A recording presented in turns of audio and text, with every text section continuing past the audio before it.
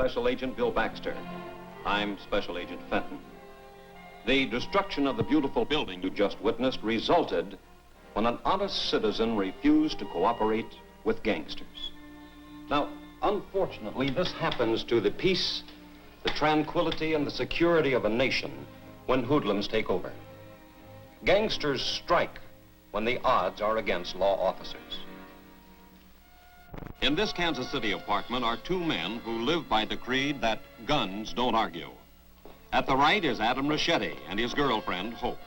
Also Charles Arthur Pretty Boy Floyd, killer and machine gun expert, and his friend... One? You know I always take two. Oh. Who's this big shot, Vern Miller? He's a smooth operator. Knows what he's doing. What's he want with you and Pretty Boy? He wants us to help spring Frank Nash.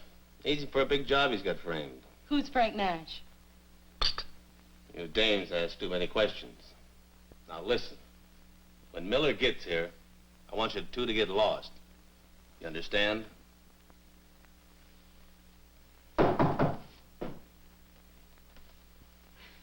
Come on, Paula.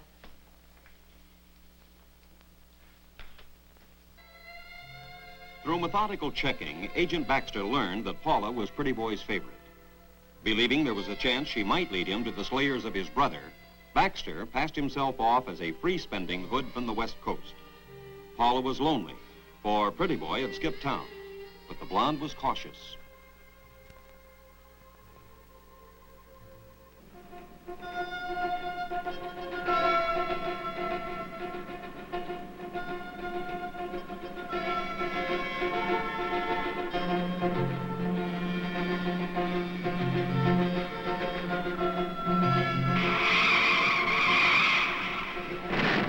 The occupants were unhurt, but the car was in need of repairs, and the girls were ordered to go back to town for a mechanic.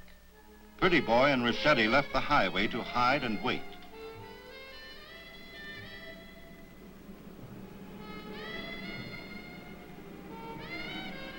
Paula and Hope had a sure plan for hitching a ride, if a man was driving.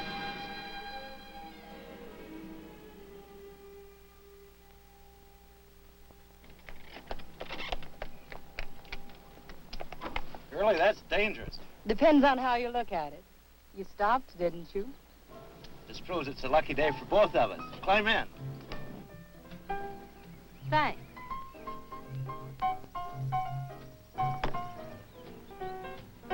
Is that your car back on the curb? Yeah, we're going for a tow truck. We interrupt this broadcast to bring you a warning from the sheriff's office. Pretty Boy Floyd and Adam Rachetti are reported in this vicinity. It is believed Floyd and his pal Rachetti are accompanied by two girls, one blonde and one brunette. Let's get some music.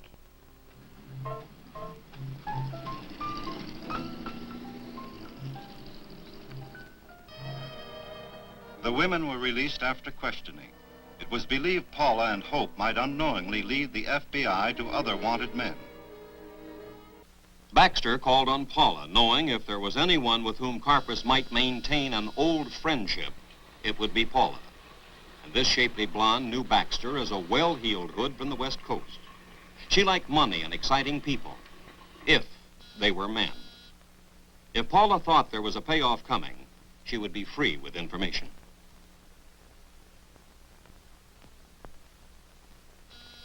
Wait a minute.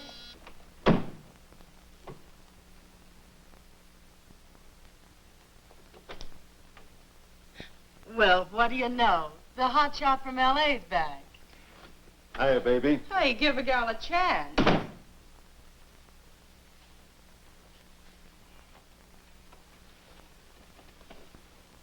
You're glad to see me, baby?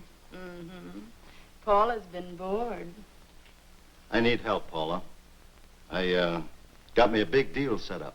Uh-huh, big deal. Yeah, real big. And I got to contact Creepy. Carpus? He's the #1. I know, I still want him. You and the G-men. Don't mention them and me in the same breath. You get me to Creepy and I got something real sweet for all of us. I haven't seen him. I don't like fish. You mean he's fishing with all this heat on him? Sure. Where? I don't. He did say that if business got bad, he was going to fish in one certain place if it was the last thing he ever did. It was the Gulf of Mexico. That's a lot of water. Where in the Gulf? I don't know. And so for Alvin Karpis, murderer and hoodlum, the long trail stained with the blood of his many victims had run out. Like Bonnie Parker, Clyde Barrow, Ma Barker, Fred Barker, Van Meter, Dillinger, and many others, his infamous crimes had reached an end. A dead end closed by the FBI. And as to these men, the men who pledged to defend the right, protect the weak, aid the distressed, and uphold the law, this picture has been dedicated.